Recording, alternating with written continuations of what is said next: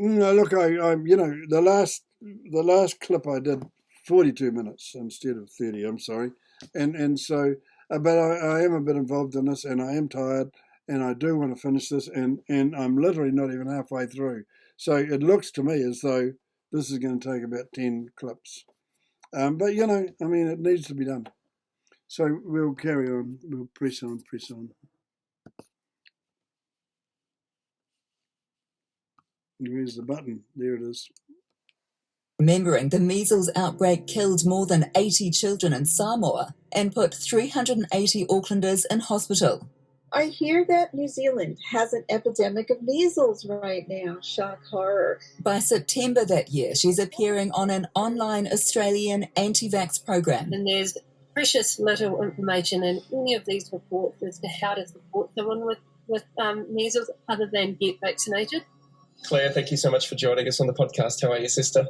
Hey, I'm great. Thank you very much for having me, Pete. In 2020, another Voices for Freedom leader, Claire Deeks, is interviewed by celebrity chef turned anti-vax conspiracy theorist Pete Evans. You come into the vaccine. So anti-vax conspiracy theorist. So what they've done is they've put those two things together. So that makes the... Can you see what's going on here? I mean, a whole lot of people are anti-vax, but suddenly if they talk about it, they also are an anti-vax conspiracy theorist. And I just repeat what I said before. You lock everybody up and take away the normal things that they do, and they're going to do new stuff. And so that's what's been going on here with these people. New stuff. Filling in the spaces. And you get you're questioning where that just gets you in that mindset of knowing that there's a lot of things that are not said and a lot of agendas at play. Everything, it's like a web interconnecting. In 2020, Claire Deeks is also posting about another renowned anti-vaxxer, promoting interviews like this. And the way in which we look for solutions and adaptability is through viruses. That's how we do it. That's how life has always done it. And so if you damn a virus, you have just damned the language of life itself. So why does Voices for Freedom's history on vaccinations matter? Well, I think they're a particularly effective example of how you draw... So who's that Sheila there? What's she up to? Why is she in the picture? ...people in by appearing to be one thing, but in actual fact being something else. So somebody who was a little bit nervous didn't really want to believe in COVID-19 or didn't trust the vaccine because they had some nerves around it, goes to one of those locations, has their confirmation bias confirmed by someone who is kind and warm. So give it a name, confirmation bias. Very good. Or appears erudite, and then that person can say nearly anything and still be trusted. And so that's what's taken place. Yeah, to say that that's what's taken place is just a little bit disingenuous. What's taken place is far more complex than that. Once that trust is gained, followers can be carefully taken into new, more radical territory. USA! And so that shot that we've just looked at is you'll recognise this guy. He's globally famous for this. He was in the sort of the Capitol riots that happened after the American election when Trump lost. In January 2021, the QAnon conspiracy theory that the US election was rigged and stolen violently transfers from online to real life. So now I have to say, I'm sorry. I'm going to own up and say I was a Trump supporter. And when the choice is between Biden and Trump, there's no contest as far as I was concerned. So I was amazed that Biden staggered to win like he did. But I also felt at the end, and it could have been down to the I was just watching it on the bloody TV, and I was watching Fox News. Because, you can't watch CNN unless you want sort of bullshit. And I'd flick between them and Al Jazeera, really. Because I'm amazed that out of the Arab world comes a more honest television, but it does. But it just did seem to me that there was something awry with the election. And I was here in New Zealand, And I just thought something not quite right about this, because the stories that were coming out of Fox News at the time weren't matching up. They just weren't. And I'm not blaming Fox News. I'm blaming the people who were supplying them with the information, if you know what I mean. So onward we go. It has stormed the Capitol, saying, "We're taking our country back." We gotta take him in words. Get in there and get some. And in New Zealand, Voices for Freedom co-leader Alia Black. So see, they're showing us. Look at what they're doing. If this isn't propaganda, what they're doing is they're showing us something that happened in America 3 years ago that had nothing whatsoever to do with New Zealand, and continually relating it to New Zealand. It is very disingenuous. Posts a video that claims agent provocateur tactics or plans were used. And but what we've seen so far, and being physically present, Antifa clearly led the attack. That was utterly obvious. Why is a Voices for Freedom leader promoting false... Do I think that a whole lot of leftists would go along and pretend they were with those guys and aggravate it further? Do I think that's a possibility? Of course it is. Do I think it happened? I don't know. No proof. But people talk about it as though it might have. Claims in favour of far-right insurrectionists. The sense of identity that they like to project is that kind of health-focused, food-focused, kind of natural goodness, essential oils. Now, what we've got going on here that you need to understand and know about is that it would appear, I said before, who's this woman? It would appear that this woman here is an interviewer, and she's interviewing the lady with the white dress on, right? But the thing about that is this is not a normal interview. This is a whole scripted thing. This whole deal has been written. So what these people are saying is scripted. Just as.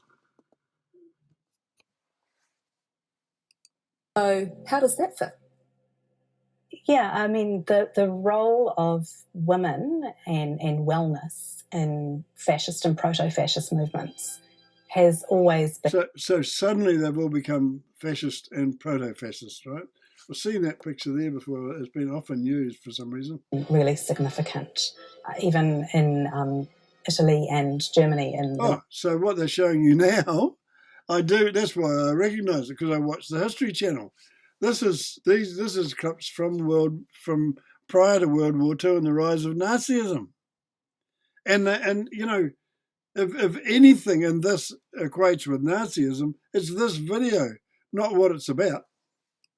In the 1920s, a lot of proto-fascist ideas came from or were augmented by ideas around health, well-being, rejection of modern medicine. Look, for God's sake, the idea that these people can sort of take a bunch of people who are not happy with the vaccine because it actually sort of doesn't work properly, and then relate that to Nazis marching around doing health stuff. I mean, it's an astonishing leap from reality to fantasy, really. I mean, good Lord. Just think about what they've done there.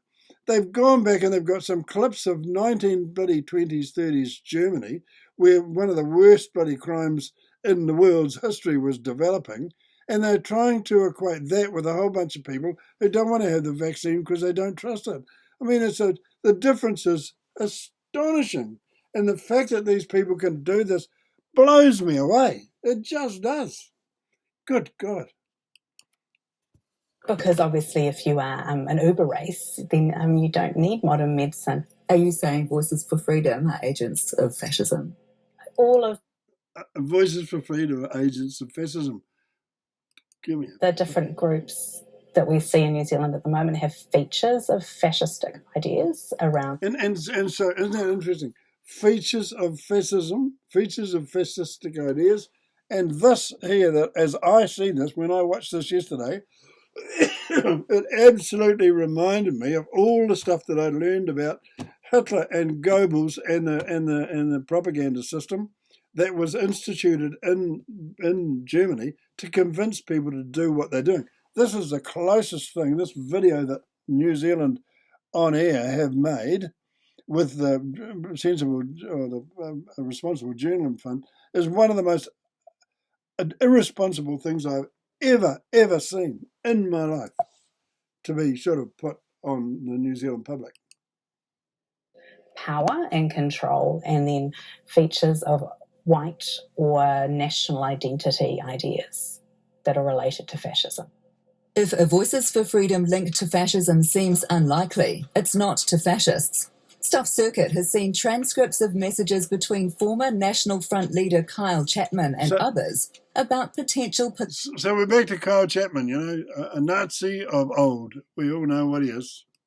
...political leadership. They identified the dark-haired lady from Voices for Freedom as a prospective leader, as the far right looks for divisive issues to exploit. So, you know, so White Lives Matter.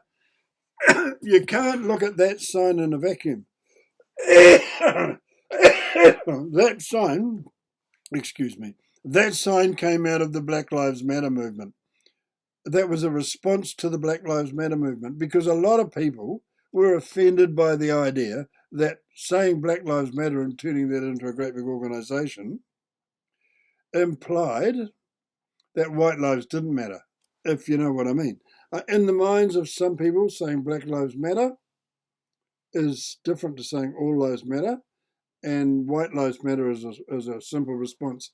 But here, it's put up in isolation, which means it's out of context.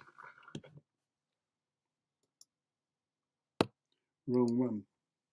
In chat rooms, New Zealand's biggest neo-Nazi group, Action Zealandia, says hopefully mandatory vaxxers will be the... Now, wait a minute, I've got to go back.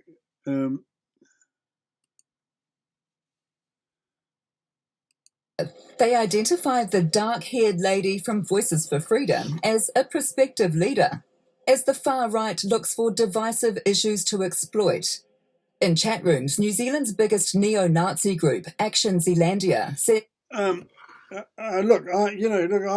relatively aware of what's going on politically in New Zealand. I think I've never heard of Action Zealandia, and if it was a neo-Nazi group, it would never get on my bloody computer. That's for sure. But at least I would have heard of it. But I haven't heard of it. But if Action Zealandia, which they're advertising here on this idiot channel, mainstream media, advertising Action Zealandia, and me, being a little bit right-wing, I've never heard of it. Something weird there. And so now it's just got advertised again because I've mentioned its name a couple of times. Never heard of it. Can't be that big. These people, once again, there's telling lies and there's just expanding on silly things, And what they're doing is they're trying to go, think about what they're doing here. They're taking little things and blowing them up.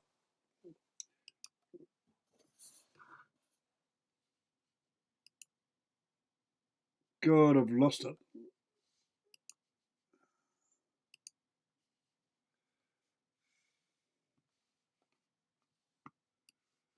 Where's it gone? Sorry, I've got to stop it. I've got to go back and find it.